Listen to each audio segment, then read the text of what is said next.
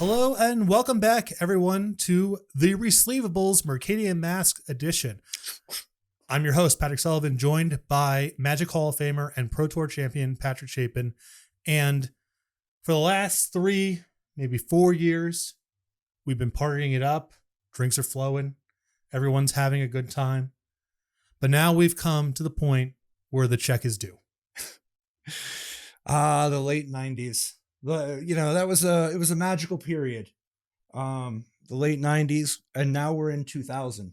Mm-hmm. Time to actually pay the piper. And this is with regards to the progression from, you're talking like how like the year of Ice Age and Homelands compared to the year of Alliances and Mirage. There's such a, and then when you get to Visions and Tempest, you're continuing to escalate the power level. And then you get to Urza's Saga, and you're like, well, Jesus, now we're just blowing it out of the box. Yeah, I think the core issue is if you just kind of take a mana off of everything, every year, eventually you hit a point where you're charging negative mana for stuff. And that's the Urza Saga experience. Yeah, because if you notice in 94, there's a new tuna red for a 2/2. Mm-hmm. Just there's like a new vanilla Grey Ogre, right? And by 95, the Grey Ogres have some really mediocre ability, like pay 2 mana to get Mountain Walk or something, mm-hmm. right? And by 95, but when we get into 96, now they got like flanking and Suital Lancer, yeah. Right. And then, Suital Lancer actually came the next year. I think Suital Lancer is a great example, though, of the escalation continuing. Because in Mirage proper, you have to pay 2 mana to get like First Strike, right? But by the next year in Visions, now you just get haste for free, and it's just continuing to escalate. And then by Tempest, you can't keep making the the Grey Ogres that much better. You got to switch to start making the Grizzly Bears better. Now they're 2/2 unblockable, and various upsides. By the time we get to Urza Saga, though, now they cost 1 mana, and there's just a bunch of things that are making, like, there's a bunch of cards, there's Brain Geysers and Time Twisters, and there's all these different cards that just draw a million cards to make it so the creatures aren't even like relevant anymore. Mm-hmm. But now where do you go? Like, are you going to make 0 mana 2/2s? What else are you going to do? And they had quite a backlash because of how much, it was a disaster for Wizards of the Coast when they had such a problem with balance that they started offering to buy all the, give us the cards that we had to ban and we'll give you a new pack. And it's funny in retrospect how valuable all those cards are, but it's also funny in retrospect how valuable the packs are. So it does cut both ways. Definitely. So I think it is important when we're talking about the set to view it through the lens of, this was a very intentional power level reset. Yes. We are moving into a place that is unsustainable. And in fact, we might have already hit it. And so we need to very mindfully power things down to be able to build back up again. And they didn't totally know how to do that yet. Because you got to remember, Magic only had one great depowering before. Like, Magic had this depowering after Legends and after Beta, or after Unlimited. After Unlimited in Legends, there was this great depowering where we're like, okay, we actually got to pull back a little bit. Fast forward to, now it's 5 years later and it's time to power down again, they decided. Because, man, everybody likes it when you're power creeping, or not everybody, but an awful lot of people. But then when you power down, you got to actually have some other hook. And I think Mercadian Masques was trying to capitalize on some of the best of what worked from the power down elements before, including like the Dark's visceral flavor and Fallen Empires actually having a very playable experience with commons and uncommons, contributing to the earlier precursor for draft, mm-hmm. and trying to like sell it that way. And Homeland's actually having a story. What a story. When we reviewed that set, we were in for, 45 minutes going through that one. It's a great story. Yeah, it's a great story. But it's Mercadian Masques time. Yes. We're going to start with the facts, but first, a word from our sponsor, Tales of Adventure.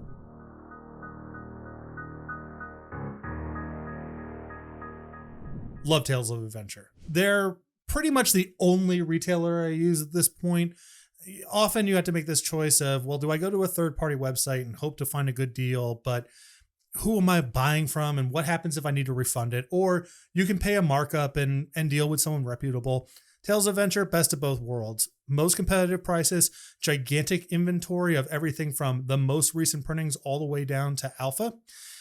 If you head over to their website, toamagic.com, you can see, if you're in North America, all the events they're going to be at in the near future, including the upcoming regional championships in Charlotte, if you happen to be competing there.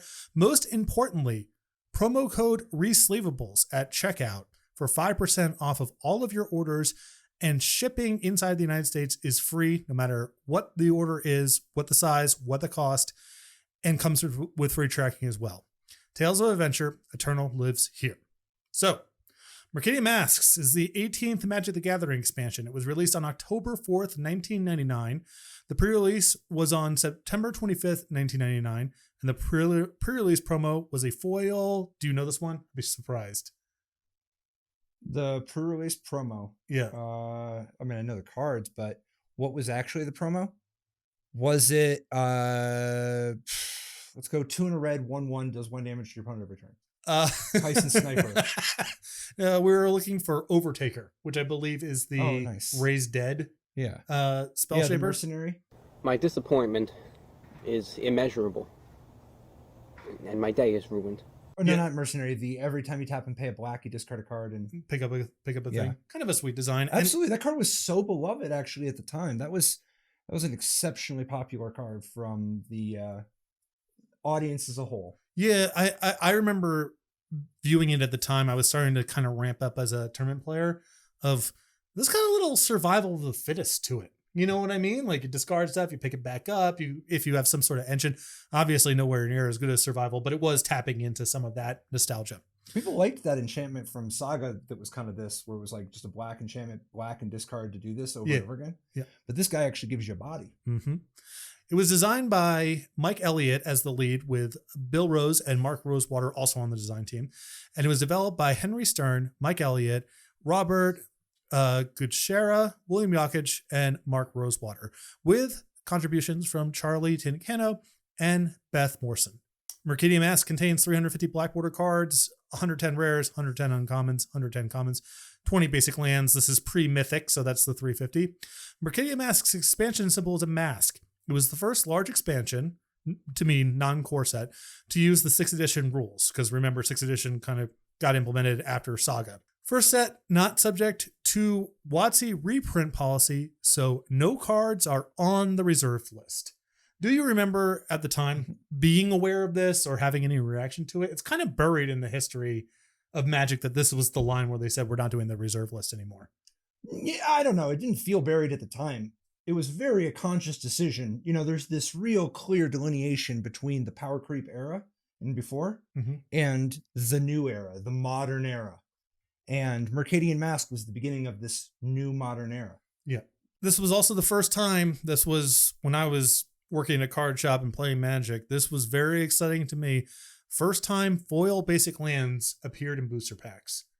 Really sweet. Because like the first foil set was like Urza's Legacy, but Urza's Legacy didn't have the basics yet. And I think they might have done the Saga lands as foil as like an arena prize or something. There were promos. There were special ways to get basic lands that were foil, but this was the first actual, hey, it's this year's block and it's got its own new basic land and they're foil. And people don't realize this, you know, nowadays, just because foil basic lands they're in the 10-cent box or whatever for the most part. They've done so many printings. Even extended art foil lands are pretty trivial to come by. But at the time, this was really something that actually drove sales of a set that was otherwise not really desirable for most casual players. Oh, plus you got to remember, when they first did foils, not only was there not a history of tons of foils already, they were very rare. If you remember, foils when they first came out were super duper duper rare relative to what they are now. And as a result, foil rares were treated like super duper ultra mythics, and foil uncommons were always treated as rares, and even the commons were treated as being worthy of being in, you know, like when you're splitting up the cards at the end of a draft, even the common foils are in the mix. the policy at the only game in town when this didn't extend to Mercadian Masques, but it was in Urza's Legacy and Urza's Destiny. Foil common, any foil common, you turn in for a pack. It's like unthinkable nowadays that you could just find your... Just go infinite. Yeah, you could just go infinite. So that's how desirable they were. And I remember when opening packs, like actually being legit excited about finding foil basic lands. And if you remember, by the way, this is actually another part of the lesson of what was learned from the previous Power Down, like what worked and what didn't work from the Fallen Empires, Dark, Homelands type of that era. Fallen Empires tried to get by in part with alternate art, and they found actually people really did love the alternate art. They messed up the rarity. The alternate art's way less cool if you just glut everybody with 1 million copies of every common. Are you telling me that the 4 arts of Voldalian Soldier is not really incentivizing you to go buy some packs? Particularly, I mean, even Hymn to Tarak. You could have had, let's imagine that you somehow think that Hymn to Tarak, you just like, okay, we want to have one be an uncommon or whatever. You could also just have the alternate versions be like rare. Mm-hmm. You know, and by having the alternate versions of the cards here be rare in that they were very rare foils, it gives some people something to be excited about opening, because they are going to really struggle with how many cards in this set cost 2 mana more than they would have in the previous set. All right, quick story before we continue. I remember the first tournament that I won at the only game in town. Mm-hmm. I won $25 in store credit. Nice. Couldn't believe it. So, you know, my purse overfloweth, and I'm looking around the store to find something to buy with my $25. There is, on one side, a stuffed Pikachu, pretty big, cute. Remember, Pokemon's very popular this time. And the second thing that I'm looking at that I'm potentially interested in the display case, a foil Rashadan Port. So, looking at these two, and I was like, you know what? I'll take a Pikachu. I'm sick and tired of trying to just maximize value all the time. I'll take this little guy. And then I come back the next week and it's in the case for $50, and then it's in the case for $100, and then it's not in the case anymore. And I kept the Pikachu for a very long time as a reminder to think a little bit before you act. We got 15 card boosters as usual, 1 rare, 3 uncommons, 11 commons. The booster packs had 3 different illustrations. We got Squee, Goblin Nabob, Caterin Slaver, and Saperson Leggett. Good selection of stuff there. We have the 75 card tournament packs. This is kind of something that they mostly had for competitive seal deck. Nowadays, you just use a bunch of boosters. 3 rares, 10 uncommons, 32 commons, 30 basic lands, and a rules insert. The tournament pack art was Tidal Kraken. Banger. We got 4 60 card pre-constructed decks. I'm not going to go into a deep dive on these. I'll just give you the bullet notes of what they were advertised as. Deepwood Menace, a red and green deck. Quote, torch the battlefield, then bring on the leaping hordes of destruction. Deepwood Menace keeps the table clear for Oblivion's thundering approach. Okay. We have Disruptor, a red-black deck. Lay down some good old-fashioned gruesome carnage. The Disruptor is all about punishment and pain with land and hand destruction galore. They really love making land destruction precons during this era. Land and hand destruction is also a pretty funny thing to do together because it's actually not really a combo. Like when one's good, the other kind of definitely isn't. Except it's a combo against new players. You can like make up, you lead with the discard and they want to get rid of their basic land. Then you hit them with the land destruction later. That's right. Rebel's Call, mono white. Recruit creatures straight from your library and overrun opponents with Rebel's Call. Command rebel creatures that can recruit their comrades, then move in for the final all-out horde attack. That one was tight. That one is tight, and also something I really appreciated about this is it's finally making a deck that leans into what the set is about. So many of these decks in Saga Block and Wrath Cycle and whatever, they're just kind of collections of cards, and they're not very fun. And the set's about this. And because there's so many cards in the deck where it's 1 copy of this, 2 copies of that, you play some games and you figure out the ones you like and want to go get 4 of, and the ones that you don't like and want to remove. And the random one-ofs are extra special when the key mechanic is the Rebel Chain, where you're searching them up. But not always, not deterministically. Sometimes you get them, sometimes you don't. So it's still got a lot of replayability. And then lastly, we go to Tidal Mastery. Master of the Oceans, the blue and white deck. Master of the Ocean Surge and Thunder with Tidal Mastery. Establish a line of creature defense, counter assaults, then pound away like the ceaseless sea. That's not really Saberson Laggett, again, big part of this. Big step forward, the debut of Fat Packs. We could not keep these in stock at the only game in town. These were the most popular sealed product Magic had made up until this point. Comes with 3 booster packs, a tournament pack, 2 premium cards, the Top Deck Magazine Mercadian Masques pullout section. This basically replaced the official set guide, which had been used for many sets before this, and the Mercadian Masques novel.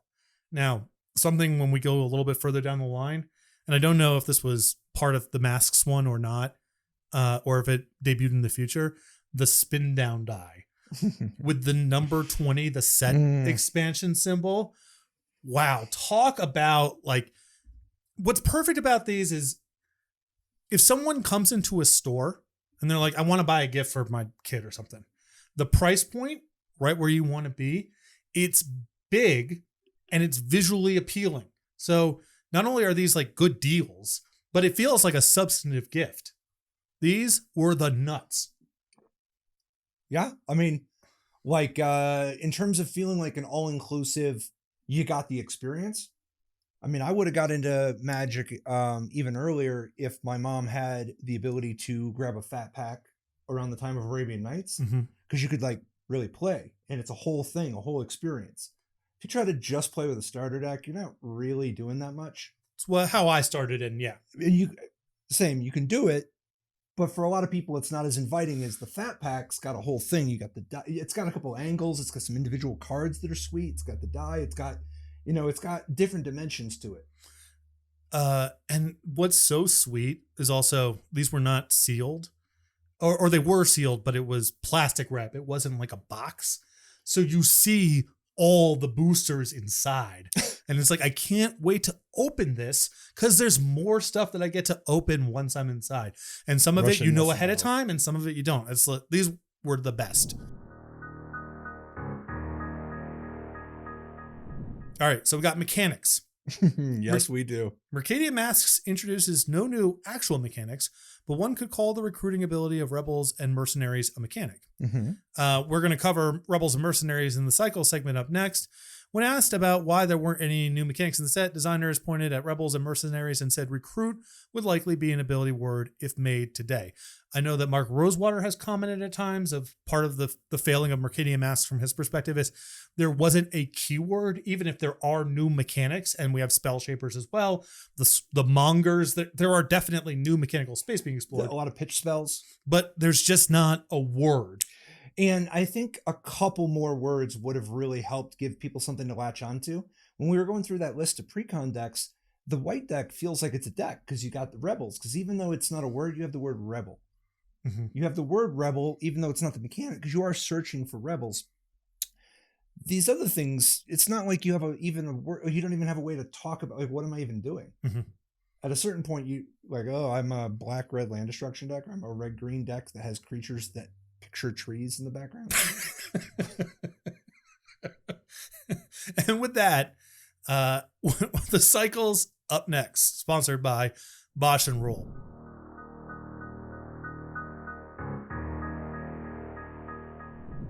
If you're looking to level up your game or just have a good time, you've got to check out Brian Koval's stream over at Bosch and Roll, streaming Eternal formats Monday through Friday. And when he's not doing that, absolutely crushing Eternal formats, tournaments, Eternal weekend, you name it. I don't know how many Black Lows this guy's won, but it's a ton. Also super entertaining, fun guy. So if you're looking just for a fun Magic stream or leveling up your Eternal game or anything else in that space, really recommend going and checking out Bosch and Roll on YouTube. That's Brian Koval's page. Okay. Mercadian Masques has 20 cycles. Yes. 20. That's what you're getting instead of mechanics. Yeah. In a 350 card set, 20 of which are basic lands. So we're 330 live. Which is really actually 4 more cycles.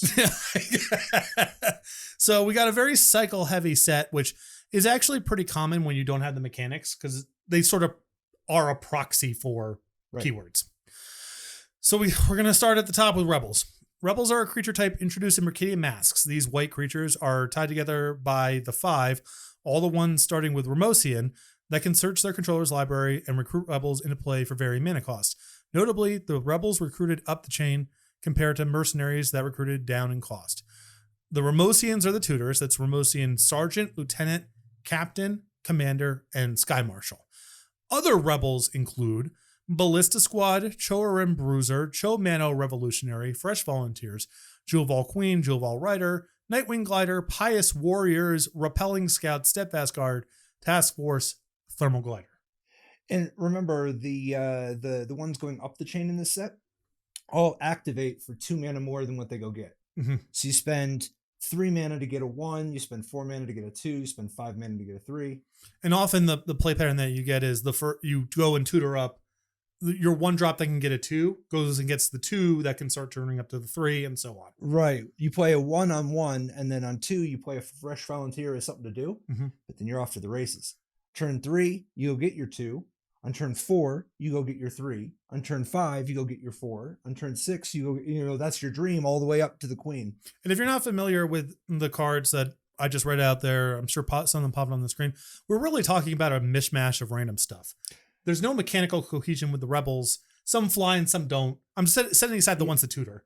There's just sort of a mismatch of stuff and keywords and whatever. Well, and there's individual one-off designs that are like thematic to Mercadian Masques. There's some one-off designs that are thematic to a rebel, and there's some one-off designs that are kind of mechanically interesting to go tutor up. Yeah, I think Thermal Glider, for example. There's definitely a story there. You could imagine that's in the night. There's they eventually put out a black one too. Yep, a pro black one. Yeah. All right, that gets us to mercenaries. Mercenaries are a creature type introduced in Mercadian Masques. These black creatures are tied together by the 6, all the ones starting with Katerin, that can search their controller's library and recruit mercenaries in play for varying mana costs. Mercenaries get 6 recruiters compared to 5 for the rebels. Katerin, again, that's the tutor one. Persuader, Brute, Kidnappers, Enforcer, Slaver, Overlord. And then other mercenaries include surreal Dick Tracy's Rogue Gallery coming. Alley Grifters, Bog Smugglers, Misshapen Fiend, Molting Harpy, Primeval Shambler, Rampant Crawler, Silent Assassin, Strong Arm, Thug. Oh yeah, a great mix. Yeah, Dick Tracy, that's a great way to put it. Yeah, I like the like. All right, so I never would want to put these cards in my deck. Most of them. The advantage is I can go spend mana and go get them. Well, I know it sounds bad, but like when you were there, it's kind of sweet. On some of them, it is kind of, there's a satisfaction that comes along with like in draft where you're like, okay, I got this donk, but I can go get a bonus 1/1. And you're like, I don't really want to play a 1/1, but if I got multiple things in my deck that can go get it, I like a free 1/1, and so there's like a little thing going on there. And like the Harpy is like, I mean, it's not like the best mercenary flavor story, but it's a interesting one-off to tutor up because it's not like you want that bad boy early. And all these guys, they tutor up the creature more efficiently because it's awkward in every way. The rebels, they all flow together and it just builds up in this beautiful crescendo. The mercenaries have this chronic problem of like, do I even want to use the ability? Like I could just attack. Right. Well, and something that I think another place where mercenaries kind of fail, and I'm not a big Rebels fan either, but it is better in this way of there is a level of inevitability with Rebels of like the game is eventually going to get over because I'm going to start tutoring up things that are really big and that's going to overwhelm you. Really big. The mercenaries do not really contribute to get the game over with. If you've got a 4/4 I can't get past, these things are not going to really help me too much except for like chump attacking and trying to push. Well, I mean, the Rampant Crawler can avoid the walls you were using to stop me. And the Harpy can fly overhead. There is a little thing going. I mean, they're not nothing in this experience. It's just, it's a little tough, I mean, and there's at a certain point, once you're just highway robbing people, like you're getting it over with. Oh yeah. Highway robber that's the nasty one. So they actually were doing, they did have a mind towards what you were doing or what you're describing, that experience of like, let's try to get it over with. But it was, I mean, the rate mix was not great. especially given how awkward the mercenary mechanic works, because it's not like you're like, I need my 6 to go down to my 5 to go down to my 4. It's not how it really works. I mean, you do it where you just get the biggest thing you can most of the time, but you don't need like a bunch of people chaining. Whereas the rebels, you keep needing somebody else to go chain even higher, so you're like mixing it up. Right.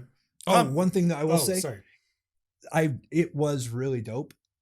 Later, like mercenaries and rebels planted this interesting seed where for the next many years in a row, people would just fantasize about what rebel or mercenary is going to be in the set. What card is just going to have the type rebel or mercenary, as if you're really going to go search for it with a mercenary card. But like that was just like a thing of interest for every new set for years. All right. Common shapeshifters. Common creatures that have repeatable activated abilities that mimicked various classic cards in Magic history. We've got Charm Peddler as something of an homage to Samite Blessing. Waterfront Bouncer, Unsummon, That guy's dope. Undertaker, Raise Dead, Chris Mage, any sort of pinging effect, and Deepwood Drummer, which is not quite giant growth, and it's kind of weird in this cycle that it's not actually a spell. It's also probably the most fun design of the 5, but there you have it. I mean, well, what's Chris Mage? He's not really actually a spell either, right? Not really. Gut shots, you know? He's not exactly sending lightning bolts off. I guess there was Death Spark. It's kind of something, I guess. Yeah. Yeah. Yeah, it's something. You can fudge it. Yeah. Okay, we got the alpha common spell shapers. Common creatures that have repeated activated abilities that mimic various classic cards from alpha. We have Devout Witness. Do you know the card? Devout Witness? The card from alpha, it's spell shaper. 1 for 5. Balloon Peddler. Yeah, gotta be flying, you know. I'll count that technically jump, but yes, correct. Because it's a spell, it's not flight. Yeah. It's got to be flying. Bog Witch. Bog Witch, Dark Ritual. Whew, 3 for 5. Blaster Mage. Destroy Walls. Tunnel. That's right. All right. Can you go 5 for 5? Rushwood Herbalist. Rushwood Herbalist. Is that just? I mean, is it like just gain life? It's regeneration. Regeneration. The Herbalist. Oh my gosh, it is the regeneration. 4 for 5 is still nice on this collection. I was of cards. like, man, it's not Stream of Life, but awesome. All right. Brutal. Okay. And the Herbalist was actually that guy was pretty good. It's a little weird though, stacking with the +2/+2. Yeah, because there's a lot of sameness, but yep. Uncommon spell shapers. Uncommon creatures that have repeatable activated abilities that mimicked various classic cards in MTG history. We've got, I'm not going to make you go through these because this is such a mismatch. We have Tonic Peddler. Oh yeah, that guy. Healing Salve. Hell yeah. Diplomatic Escort. The note here from the person who writes these scripts is Intervene-esque. Sure. We got. Well, they can't, Yeah. Don't attack. Right. Cackling Witch, Howl from Beyond. We got Hammer Mage, Meltdown. Yes. And Silverglade Pathfinder, Rampant Growth. I really like, I think spell shapers are really troubled for a variety of reasons. Rampant Growth is the sweet one.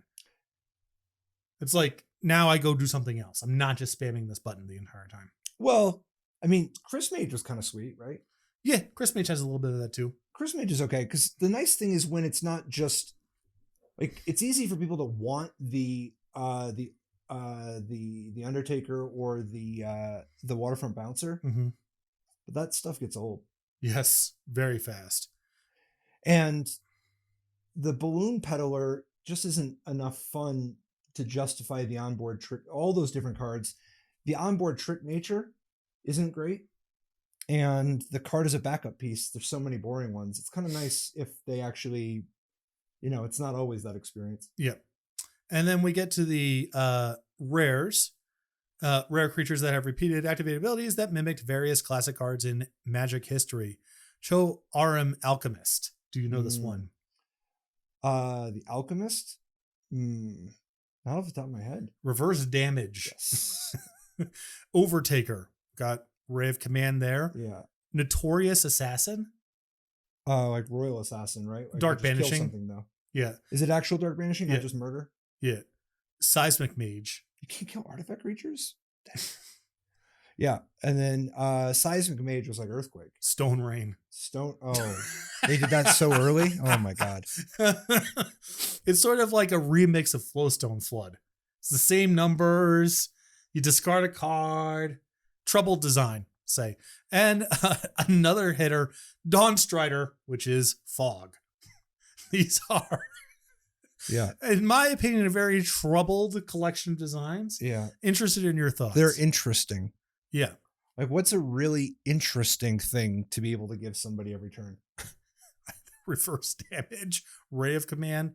I mean, all of these are just various forms of, if you can't kill it, paralysis. if you can't kill it, you can't really do anything. But because your opponent has to discard a card, there's at least some sense of maybe I can get out from under it at some point.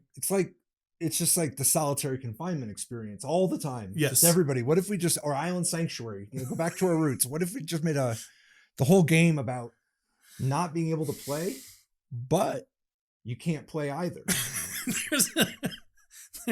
there's something that I like about Island Sanctuary is that there's one. And there are so many different versions of Island Sanctuary among this collection of designs. Shocking. Oh my God, this is so many. But before we get off the Spell Shapers, how much would you like the Spell Shaper mechanic if it was a quest where you're like, you spell shape and the third time you do it, you transform into an awesome card on the back? Awesome. Because you have a double face card that was a Spell Shaper where you're paying the cost. Mm-hmm. So like progressing isn't trivial. And maybe you're like, tactically, the first use of this is like, really, I'm into. But then at a certain point, you're like, well, I kind of want to make progress in my quest, but that's kind of cool. And also you're done with it. You're doing something else. So what you're describing to me is sort of adjacent to one of my favorite cycles in Magic history, which are the transform creatures from Magic Origins, where the Jace Friends Prodigy and of the world, where you're doing a thing and you value that for whatever it is, but there's also a quest that you can go on that naturally scales up in power as the game proceeds, but not in a way that's deterministic, such that sometimes you actually do want to keep the creature around for a little bit longer. That cycle, one of the things I was really impressed with that cycle is that it's like, the average word count is 169 words per card. I did not know that. But, makes sense. I did not know that though. But, so it's a complete abomination.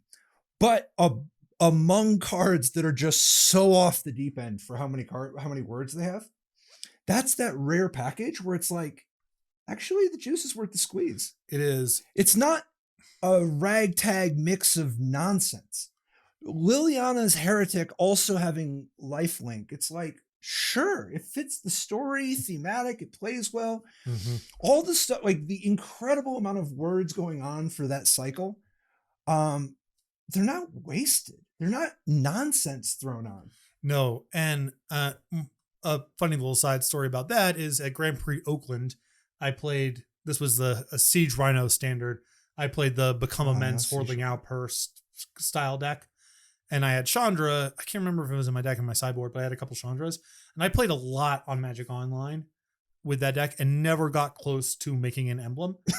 It's like either they're dead or I'm dead. It never goes that way. So I'm at the site and I don't have a Chandra emblem. And I'm really annoyed anytime that I don't have the right emblem. And the dealer's got it for sale for $3. And I'm looking at it and I was like, I've never done it. I'm not going to do it. And then round 3 feature match on camera, go ultimate with Chandra. And I was just like looking around for, yeah. Fortunately, the game doesn't last for very long after you do that. But yeah, but that's humiliating. You were right there. I know. That's just that's an amateur move. I know. Awful. You got to just eat that $3. Next time. Lesson learned. Yes. All right. Go to Tales of Adventure, get it for $2.85. Nice. Promo code Resleevables. That brings us to the Mongers. Uncommon 3/3 creatures that cost 4 mana, 3 generic and 1 in the color, with activate abilities that cost 2, and any player can activate. That gets us Wishmonger, Sailmonger, Scandalmonger, Warmonger, and Squallmonger. Now, worth noting, this is not exactly new space. We can go back in time. There's Ifbif, Ifrit, and Cyclone, I believe, that tap into this mechanic. These are pretty rough. I'll let you go. Yeah, so, okay. The nice thing about them is that even though they're all bad for the same reason, they're also all bad for different reasons. The first of all, the red one, doing a damn, your opponent can use it and also it kills itself. And so it's interesting. Uh-huh. It is interesting. And, it costs 4, so frequently it doesn't kill itself the very next turn if you play it on curve. Mm-hmm. And it's still good enough that you're supposed to play because the power level's so low, and sometimes just as a sweeper, it's like a thing, but it's a really awkward card. And it's also awkward to ever use the ability because they could just use the ability. Mm-hmm. The green one, at least the green one hitting flyers, it doesn't just kill itself, but the problem is that it doesn't even really work the way you would want because it's you're like, okay, I'm just not playing with flyers. Mm-hmm. The interesting part about the green one and why it actually played well in context was that it was a real thing that your opponent could start just damaging both of us to race. Mm-hmm. It's a drawback mechanic in that context, but it was, it played better than some. But you're like kind of implicitly up on the damage racing because you have a 3/3 and they don't. And you chose to play this card in your deck, so presumably you think that you could just get into spots where it's better. Mm-hmm. But it was interesting because it was, admittedly, there was a lot of fun to be had with spots where one person's doing the mongering and then the other person decides they're going to monger. So the other person's like, well, I shouldn't be mongering now. When it would go back and forth multiple times, that was kind of cool because there's a fun there. It's a really high tension kind of fun. So a couple stories here that I have. This Mercadian Masques was pretty much the first set that I drafted a lot of, and certainly the first like big expansion. I remember Wishmonger being really rough. Wishmonger, man. A lot of people would lose the turn after they play that card. Because your opponent can just use the unblockable.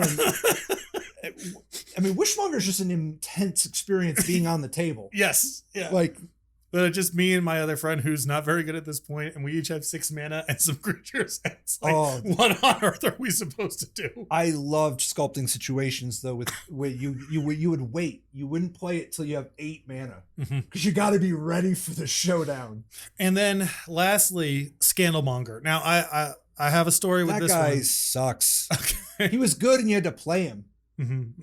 but a lot less fun for the world was had every time Scandalmonger was involved. So at the time, there was a deck in Standard known as Grim Blue or Accelerated Blue. I believe Patrick Johnson is the one most frequently cited as sort of the originator of the deck. But essentially the way that it worked was you had a blue deck with Grim Monolith and some expensive stuff and counter spells. So you had this play pattern of like play a Monolith, play something way ahead of schedule, sit back with my mana. If you don't do anything, I can untap my Monolith. If you do something, then I can counter it. That's the core play pattern. So that led me down the road of, well, what about the other Grim decks? Because Grim Blue was such a powerful brand. So I spent some time building Grim White, Grim Green, Grim Red, and Grim Black. The worst of these decks by far was Grim Green because you could just, you could play with Llanowar Elves and stuff. You didn't have to go over this. So, and they cost the expensive green cards around the existence of Llanowar Elves. Yeah, so, Accelerated Blue goes turn 2, Grim Monolith, turn 3, Opportunity. Sometimes I would go turn 2, Grim Monolith, turn 3, Desert Twister. So, we're talking about that. But Grim Black was definitely the deck that I had the most sentimental attachment to, and that was a very heavy Scandalmonger deck. We had 4 of those because you have Dark Ritual too. They cannot possibly fight you on that terrain of combat. It was the best Scandalmonger deck ever built, in my opinion. Incredible. Yeah. What about the blue one, man? Sailmonger? That guy's just kind of he was really strong because you're playing draft and you can play him or not. Yeah, it's there's a weird. It was a less miserable Wishmonger. Wishmonger is. I've been playing Magic for a long time. I played at a pretty high level. I think that if you put me down in a game and just Wishmongers on the table, that my brain would basically disconnect. See, I won a ton, both with and against Wishmonger. That was one of those cards during my ill-spent youth where I was just this is real skill. I just need to be able to see the nested permutations of interactions of the possibilities of both of us wishmongering things in response to Wishmonger. Yeah, Sailmonger has some of the Wishmonger experience, but there is a diminishing return to it, which is on a more streamlined axis. It's more streamlined, and also there's no benefit to targeting the same creature the second time with a Sailmonger, whereas there's frequently context of targeting the same creature over and over again with Wishmonger. All right, that gets us to depletion lands. Common lands that come into play tap with 2 depletion counters. Whenever each land is tapped for mana, depletion counter is removed, and the controller adds 2 mana of the appropriate color. When there are no depletion counters left, the land is sacrificed. These are some tournament bangers here in Remote Farm, Sappers and Scary, Peat Bog, Sandstone Needle, and Hickory Woodlot. Yeah, unfortunately, they're bangers for the bad reasons. Mm-hmm. But that said, I could have seen them be more powerful. The kids love these. Dude, imagine if this whole cycle gained 2 life when they're done. Yeah. Wouldn't that be awesome? Mm-hmm. Also, could we just get that cycle nowadays? I think so. Or you could also do like a bespoke modest bonus for each of the colors. I think it's complicated in a way that I really like just 2 life with the story of 2 life, 2 mana, 2 times. But I don't know. You could do it the bespoke way. Like the Surveil 2 on the blue one and deal 2 to the opponent on the red one or whatever. Could be. I worry about the deal 2 to your opponent when it's hostile. Of course. Yeah. I'm not saying that's a good design. I'm just doing some stuff. Either way, though, that design, if you had a little bit of juice on the back end, especially that isn't about play an overpowered card and kill your opponent before it matters that your gemstone mine only had 2 counters. Yeah. I think that would have been dope. All but right. Man, the kids love those cards, and they were not good. No. And I've played those cards and put a learn into play a turn ahead of schedule. Yeah, I'm trying to think of what I was doing a lot with Stone Rain, which kind of cuts in both directions with those. It's kind of good with Stone Rain, kind of not. No, I wasn't doing a learn. I should have been doing a learn. All right, storage lands. Uncommon lands that come into play tapped and can be tapped either to add 1 storage counter to it or to remove any number of storage counters to add that amount of colored mana. These lands are improvements, power level wise, on the cycle of storage lands in Fallen Empires. They were immensely popular. Yes, Fountain of Cho, Sappers and Cove, Subterranean Hangar, Mercadian Bazaar, Rushwood Grove. Yes. I also appreciate this in a set that has so much of, there's like piracy and seafarer and trading and commerce as part of the tones, that this really kind of fits into that sort of world. The rare Ramos mana rocks, or as they were known in my circle, the body parts of Ramos. Rare artifacts that cost 3, tap for a mana of a specified color, and can be sacrificed for another mana of that color. That gets us the tooth, the eye, the skull, the heart, and the horn. It's really too bad that Ramos himself wasn't a card that you could Spirit of the Night up with text on Ramos instead of this stuff. They all already sacrifice on their own. Like, right. This is such an easy story. So if you just got all 5 of these body parts in the graveyard, Ramos just pops out, you know? This is kind of a disappointing cycle of rares. Actually had people liked this than when they came out though. Yeah, for the time. These good. Yes. These did have some tournament applications down the road with Rising Waters. Yawgmoth's Bargain. The Yawgmoth's Bargain. In renowned style decks and all of that. So these showed up a fair bit. As innocuous as they look, the time was really right for these to be powerful. And they actually were popular at the time, in part because there was such a shortage of artifact mana. Because even though you had Urza Saga make some stuff like Grim Monolith, which was banging out of the box, you got to remember that we didn't even have the talismans yet. Long ago, there was Mind Stone and Felwar Stone. Mm-hmm. And you get to this spot where, they reprint Fire Diamond in 6th edition, but there's a real hunger for artifact mana in some way. They hadn't explored that space very much yet of like artifact mana you can keep using.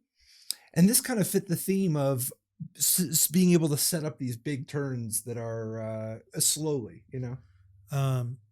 So like I mentioned before, this is kind of where I'm leveling up as far as tournament Magic goes. And I played my first PTQ, which was Mercadian Masques block constructed. It's a little bit in the future. Prophecy is legal this time. So I stink. I get mashed, but my friends been playing a lot more, are doing well, and one of them makes the top 8. So my friend's playing Rising Waters, which is a Winter Orb deck. And something that happens with that deck is you have Eye of Ramos, right? And you have a Waterfront Bouncer, right? So you get to untap your land and your eye. Your opponent untaps 1 land, and if they cast a creature with mana, it goes back to their hand and all their lands are tapped. So in the top 8, my friend is playing against a green-black deck that was kind of popular at the time. And I watched 2 games, and after Adam won 2-0, and after the opponent left the table, I turned to Adam and go, "What does your opponent's deck do?" Because it never got close to resolving or moving into combat or anything like that. So it plays Tranquility for 0 mana if it draws it. Yeah, Reverend Silence, right? Right. That's a real important part of the equation. But as far as I remember, that because that black-green deck was, people were into it. They were. But Thrashing Wumpus. Silk Crawler. Oh, yeah. And then you got to accelerate up. But that black-green deck, I think, was, its niche was that it was engineered to have edge over rebels. Mm-hmm.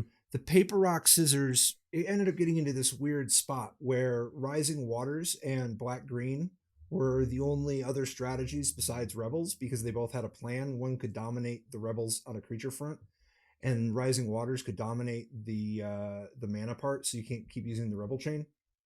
And then the black-green deck was actually pretty good against Waters in some ways.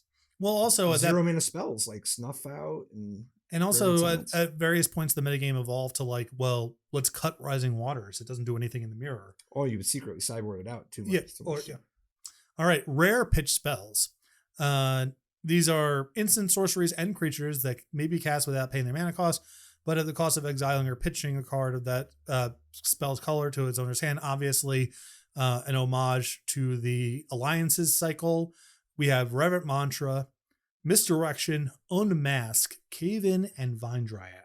And we haven't talked about the lower rarity pitch spells yet, right? No, but that's coming up next, and there are a lot of them. Yeah, I was going to say. Okay. Yeah. Dude, Vine Dryad has been the topic of so much meta. Like, there's some cards that the very act of them existing adds a bunch of fun. Uh-huh. Vine Dryad was definitely one of those cards where it's like, okay, people would love to talk about decks involving, like, let's say you have 40 copies of the same card. Mm-hmm. And people talk about what wins, 40 Mishra's Factories or 40 Nether Shadows. Vine Dryad was an exciting addition to the 40 copies of the same card metagame. And it's an interesting card to play because having a pitch spell that plays a 1/3, and it's not like it's built to just like snowball the game. It's kind of an interesting card. Yeah, no, it was very popular in my local store. The theory was, don't know if this is really true, was it was really good in the mono green mirrors because it had Forest Block, and it was a surprise blocker that could be tactically useful inside of combat. The other ones, well, Misdirection and Unmasked certainly have a long tournament history. Some busted cards. Dude, I did some winning with them. There's some ways that I actually kind of like Misdirection. It's too much, but I don't know. There is it? I think it is. It depends on the context. It might be too much now, but it wasn't too much then. No, but I do like counterspell into Force of Will. Okay, now I'm jumping 2 mana to 5.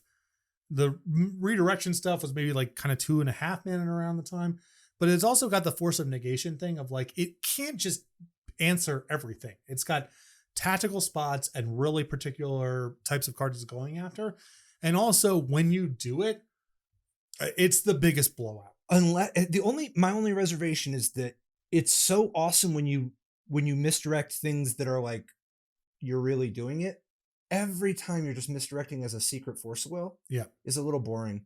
And it was a little annoying how much of Misdirection's range was that it was just a Force of Will that can counter Force of Wills. Mm-hmm. It's so awesome to misdirect the opportunity. That is, to misdirect the blaze, whatever. Yeah, treachery, anything like that. To your point, for those of you maybe not as familiar with the rules, what Chapin's referring to is, if you have a counter spell on the stack, I can cast Misdirection and misdirect the counter spell to Misdirection. So by the time it resolves, it will be gone, but it will have already had its effect. Mm-hmm. Your counter spell will fizzle. Came up a lot, kind of corny, but it's sweet when it's actually doing the thing. Right. But that's actually not a bad mix of pitch spells. No, it's not. Mean, like, give all my creatures protection. Awesome. Mm-hmm. And it really helped make the constructed format a lot better. Yep. Like, there was like a real difference between the natural way to build rebels that people liked and then the more fast aggressive version that could like give everything pro white, get through and win. I like Cave-In as a design too. Yeah. Yeah, that's a sweet pitch one. I don't even really mind Unmask and Misdirection other than the rate's pretty intense, but Well, I think Unmask. I mean, imagine, because Unmask, there's so many ways you could even do this worse, right? Like imagine what they would do nowadays. But yeah, this type of effect is a little intense to be happening on turn one. Mm-hmm. But I like it in spirit. It's probably better if you're unmasking duress type stuff with upside in some way rather than literally anything. Creatures, yeah. But I think in 25, 30 years, you do the anything version at some point. Mm-hmm.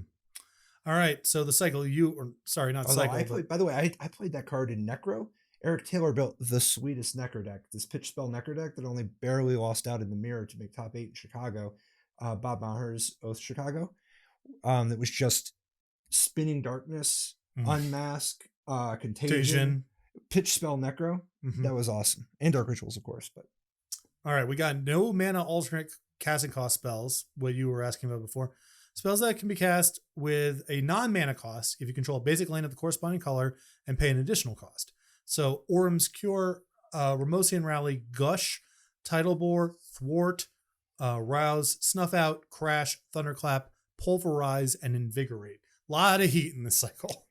First of all, what do you think of red tapping into we just need to have more Fire Blast space with the Sacrificing Mountains? Well, Pulverize to me is a good example of what to do it. What I don't like about, or maybe it's not the perfect design, it's too intense, but what's troubled about Fire Blast is sacrificing lands is not a cost if you're just killing your opponent.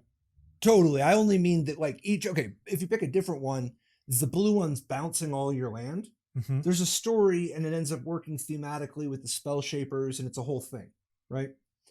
I just wonder if you're going to have one that's sacrificing land, is it just obvious that it's supposed to be the red one?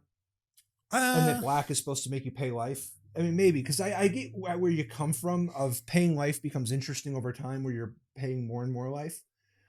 But I'm not sold that sacrificing more and more mountains becomes interesting over time. No, I mean, Fire Blast was an iconic card, and at the time, we're not that far removed. So I think if we want to make a design with this mechanic, this is sort of cheap heat. Snuff Out's actually kind of sweet too, of pay life to defend yourself. So much of the problematic space that black has is just paying life to push forward. And Snuff Out, again, probably too intense. Not necessarily something you should do in standard, but I do like the pay life to defend yourself. And then we got Invigorate too. Another sweet awesome card. Yeah, I like that it's really not, the free version of it is not really about dealing damage unless you are pairing it with other stuff to make it work. The number of Invigorate Berserk conversations, that was so much fun. And obviously in Infect, that card has quite a history as well. Another, I feel like we have these cycles and a lot of sets, and I'm looking forward to getting past it. Common ability Walls. Common wall creatures with a tap ability. We got Alabaster Wall, Stinging Barrier. That card was a legend in draft. Yeah, and in Constructed. Dude, Stinging Barrier versus Waterfront Bouncer. What are you picking? Stinging Barrier. Same. Yeah. But man, did the kids like to pick Waterfront Bouncer. I know. Wall of Distortion, Battle Rampart, and an actual kind of fun and sweet card, Vine Trellis. The Rampart was pretty sweet. Yeah. Vine Trellis was powerful. Right. And sweet. This is a great design, actually. Uncommon Legate creatures. Uncommon creatures that can be played for free if a opponent controls a land opposite to the creature's own color alignment and you control a land of the card's color. They were very soft color hosers. Cho, Aram, Saperson, Deepwood, Kyron, and Rushwood.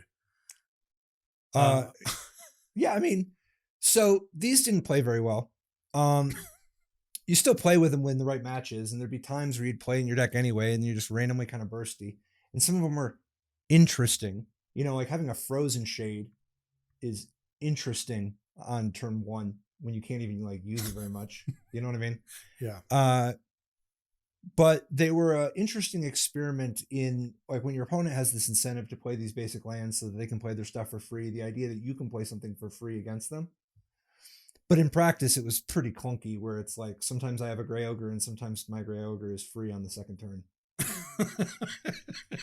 I will say about the walls, though, the walls played really well in context, in part because the walls help facilitate some of the other themes, the soft, I mean, obviously rebels and mercenaries to a lesser degree, but they really benefit from stuff that can keep you alive without spending more mana. Or the Vine Trust case that could actually even help you recruit. Like it stays on defense and on your opponent's end step can help you search up something. But I will say the legates pretty medium. Uncommon color hate cards. Uncommon spells that punish their 2 enemy colors. Righteous Indignation, High Seas, Putrefaction, Magistrate's Veto, and Snake Pit. We have uncommon unwilling creatures. Uncommon creatures that are unaccosted for their color and power or toughness, but grant a boon to your opponent when it comes into play.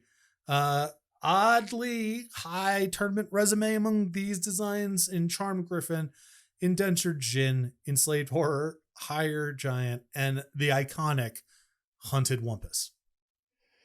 Yeah. Honestly, these cards played pretty well. Yeah. I think that this kind of thing where if you're going to do drawbacks, it's kind of sweet when your drawback is actually a little more like that Indentured Djinn.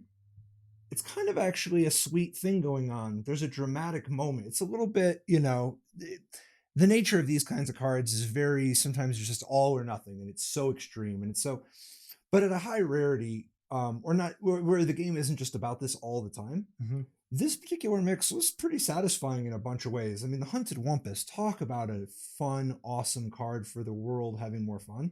Mm-hmm. Like the amount of people who were convinced that this is a card even for powerful formats. Funny you should mention. So my first Pro Tour New Orleans. Please tell me you did not play Hunted Wumpus. Please, okay, you go. Sorry. For a little while I did. So this is my first Pro Tour. This is Kai's Pro Tour where he beat Tommy Wallamies in the finals with Illusions Donate. This was the Pro Tour that me, Osip Levodovich, and Adam Horvath all qualified for at the same time. We ripped off the last 3 PTQs in the season, all qualified. So, Apocalypse has just come out, and it's like, all right, it's time for some obs-on cards. We got River Boa. We got Spectral Links. And for some reason, this deck had a history. Oh, Gerard's Verdict. That's like a real card almost. Vindicate. We didn't end up playing Vindicate, but it smells. Unlike these other cards you're describing? We might have had 1 or 2. Oh Not my important. God. And this deck, for whatever reason, in the past had a history of playing Hunted Wumpus. So we're like, okay, Hunted Wumpus time. And we got Gerard's Verdict. So we got to clear the way, It's a good combo. And then also we're like, all right, what's going to be good in the mirror? And we're like, Funeral Charm. It's Swords to Plowshares 5-8 because the fight's all about boas and Spectral Lynxes and Pernicious Deeds. So if you just have more removal for the regenerators, you're doing the thing. Plus, you can make them discard their last card. Yes. The Wumpus is free. Yeah. All right. So this tournament is famous for the debut of Reanimator. Your Move Games, I believe, put 3 people in the top 8 with this deck. We had a vague inkling it could be a thing, but we were nowhere near good enough to discover it. So not a great event for Hunted Wumpus. So you have ways to make your opponent discard their fatties to reanimate, mm-hmm. but also you have ways to just reanimate your opponent's fatties from their hand for free. Yeah. So we have no sideboard for this deck at all. That's Why actually would you not need true. One? It's perfect game 1, perfect 60. We were able to, I think we sideboarded in some Wax Wains just because it wasn't a discard spell. Dude, Wax Wayne was a nice one anyway. That's so an awesome design, by the way. I'm 3-3 and playing at the last round because it's my first Pro Tour. And I play against Chris Senhouse. There's nothing wrong with playing at 3-3, by the way. I love playing at 3-3. Play against Chris Senhouse playing the YMG Reanimator deck. That was a good one. So we get to game 3. And my hand has a Duress, a Gerard's Verdict, a Hunted Wumpus, whatever. So I open up on Duress, and I can see the hand has no creatures.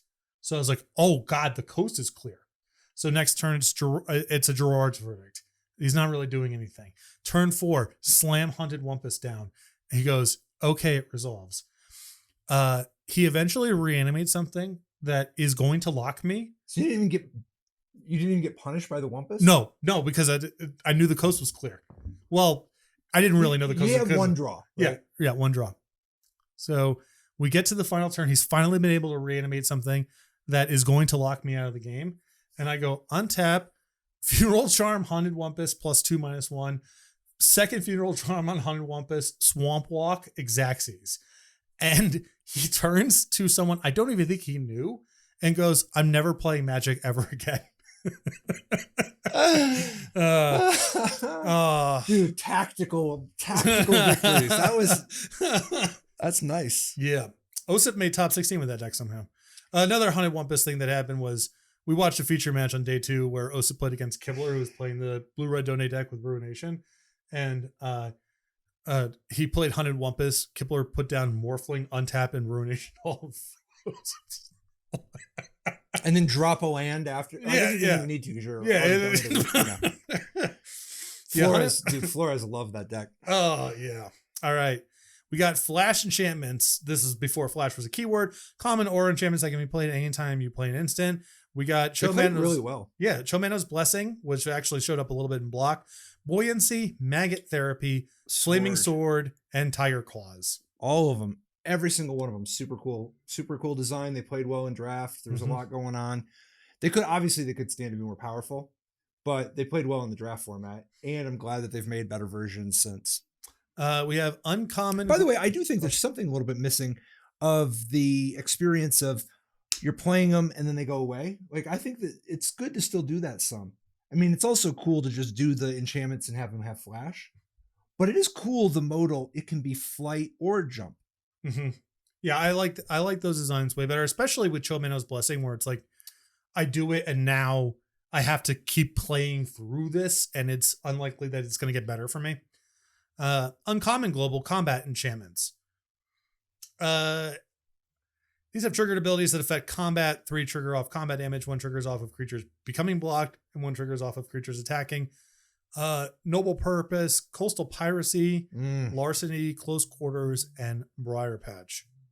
Man, so obviously Coastal Piracy is that's a whole thing. Mm-hmm. And at the time, it was very powerful relative to a lot of other things going on. Yeah. But a very sweet design, very aspirational. It was really, the black one, Larceny, really ended up in an interesting space with how much you're like, I know it's bad, but I do want to still try. Like the amount of that was a real guilty pleasure, you know. All right, we have the flailing creatures.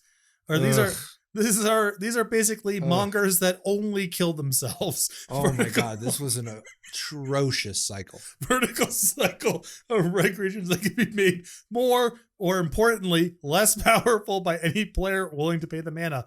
Flailing Soldier, Flailing Ogre, Flailing Manticore. This is just heinous. I think you could do one of these at a high rarity. Right. If you're just, I don't know why you're doing it. You already have the mongers, but like, I can't tell you the number of people that I played against in sealed deck and draft at tournaments that would just play Flailing Soldier on turn 1. And then it's like, all right, I play my land and it gets +2/-2. And then they're like, okay, I'm not going to fall for that again. And then they hold it. And then they wait to play it later. And it gets interesting with Ristic, at least. Well, not to spoil too much. Interesting. All right, Rashadan Pirates. Oh, I played so many of these in Constructed. Vertical cycle blue pirate creatures that have come into play triggers where each opponent, a controller's opponent, is required to pay a certain amount of mana or sacrifice a permanent. Rashadan Cut Purse, Rashadan Footpad, Rashadan Brigand. Loved these cards. Absolutely adored the stuff. That, even the bullshit stuff was so sweet relative to the power level. Because the idea that you could like bounce these guys and do it again, but like the amount of things that actually have to happen for that to be a thing that ever, and it was so satisfying catching your opponent. You know, like this is such a better implementation of the Ristic experience, but to catch your opponent tactically, and it was such a chess match to like intentionally play a 3 on turn 4 because you don't want to get gotten. But then, of course, they're not going to just play their one. And the satisfaction of when your opponent would finally cave and play their 2/2, and you just pay 2 mana to make it do nothing because they just are like, okay, things are bad enough. I need to spend 4 mana for a 2/2. So the first regionals regionals was a tournament that used to feed into nationals. First one I played in, I played my own mono blue pirates build. I got my second loss in like round 7 or 8. These were big tournaments. But Parallax tied with the pirates. Oh my goodness. When the tide comes in. Oof. Oh yeah. That deck was really sweet. It wasn't very good, but no one's deck was good, so it was fine. Trivia section time.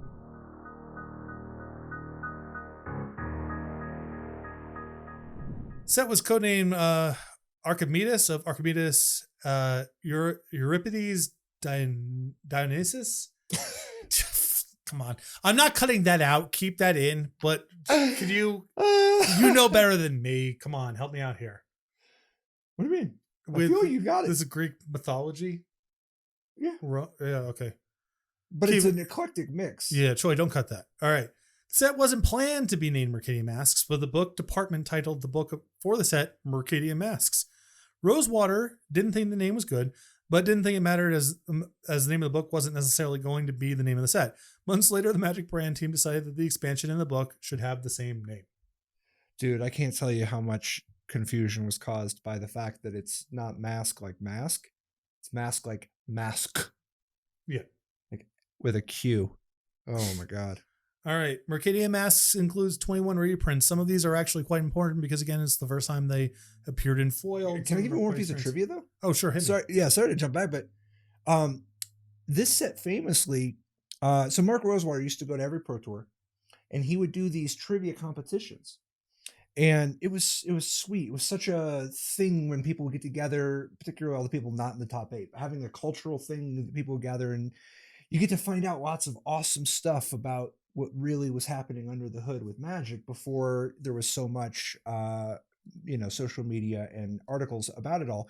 But did you know if Rosewater had his druthers, the goblins would have been blue in Mercadian Masque?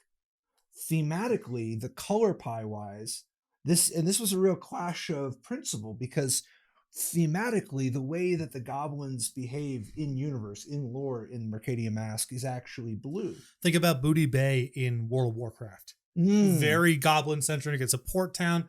There's piracy. There's extortion. There's just kind of regular gray market commerce. All that is going on there. And so, yeah, Mercadian Masque really brought things to a head on what is the color pie definition or not because of how much Brand was like, no, goblins are red. And I think if they were to do it today, they would actually make the goblins blue in that set. I think so too. Some of the more, high leverage, more valuable reprints in the set, as far as the foil goes, include things like Brainstorm, Counterspell, Dark Ritual, and then there's some kind of filler commons along the way.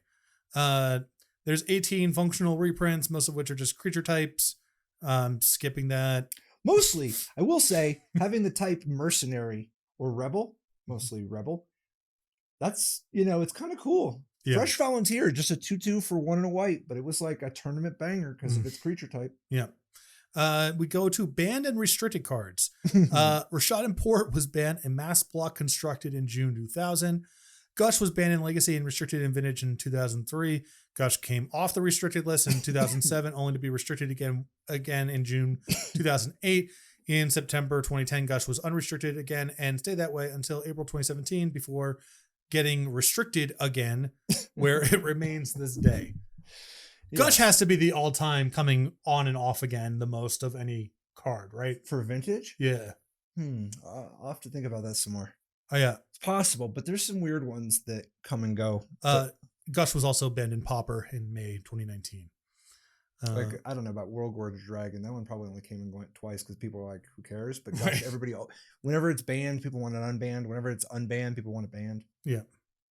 All right. Notable cards, which, of course, this is subject to, some level of interpretation. And I've actually opened it up to the people on our Patreon to suggest notable cards because everyone has their own story.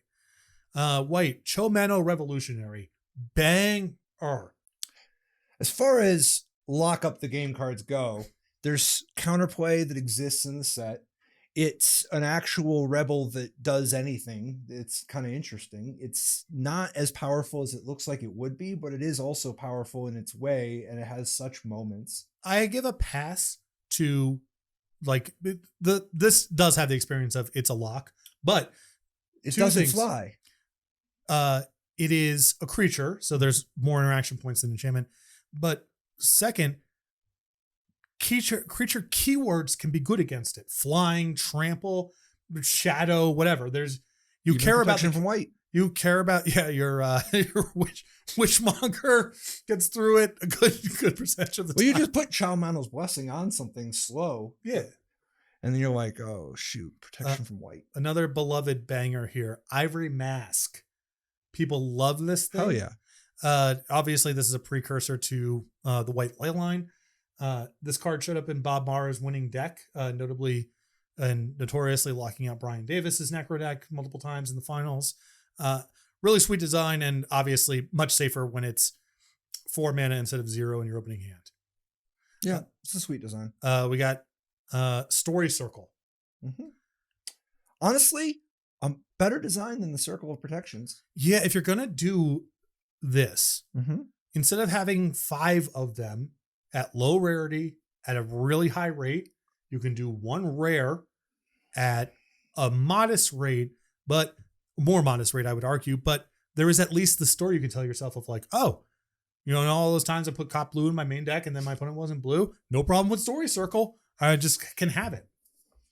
People put this in main decks, they had it in sideboards. It's not, and it's all not fake. And I love that it costs white instead of blue to activate like Circle Protection Red does. Yeah. All right. Blue. Some of these are reprints, kind of gloss over some of that, but let's talk a little bit about bribery. So very controversial design, Mm-hmm. very controversial card. It was believed to be one of the worst cards, like one of the worst designs by a number of designers for a number of years because of how much bribery is in this weird spot where it is